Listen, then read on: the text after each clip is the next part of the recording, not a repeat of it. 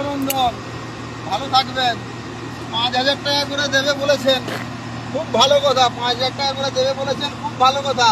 আপনাকে মন থেকে প্রণাম। কিন্তু এই টাকাটা পাবে কারা? আপনার দলের ছেলেরা পাবে নাকি প্রকৃত পরিযায়ী শ্রমিকরা পাবে? কারণ পরিযায়ী শ্রমিক কারা সেটা তো ঠিক করে দেয় আপনার দলের নেতারা। তাই আপনি বলুন এই টাকাটা কারা পাবে? আপনি কি পারবেন এই টাকাটা কারা পাচ্ছে তাদের নামের তালিকা প্রকাশ করতে? আপনি পারবেন তাদের নামের তালিকা প্রকাশ করে জানাতে কারা কারা এই টাকাটা পাচ্ছে?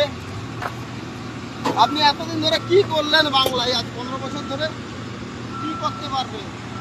আত্মনির্ভর করতে পারলেন না খালি টাকা দিয়ে আমাদেরকে কিনতে শিখেছেন? আমাদেরকে আপনি স্বনির্ভর করতে পেরেছেন না টাকা দিয়ে এইভাবে কিনতে পেরেছেন? কোনটা? আপনি পারবেন? টাকাটা সরকারের টাকা, জনগণের টাকা, আপনার টাকা নয়, আপনার ব্যক্তিগত উপার্জনের টাকা নয়, দুধ বিক্রিরও টাকা নয়, আর ছবি বিক্রিরও টাকা নয়। তাই আপনি পারবেন নামের তালিকা প্রকাশ করতে? জানার আগ্রহ রইল, আপনি জানাবেন। কিন্তু আমাদের মেরুদণ্ড খুব শক্ত, আমরা নিজেদেরকে বিক্রি করি না, ঠিক আছে? আর আপনার দলের নেতাদের কাছ থেকে কোনো পরিচয় পাওয়ার প্রয়োজন নেই যে আমি পরিযায়ী শ্রমিক, না আমি বিজনেসম্যান, না আমি কি।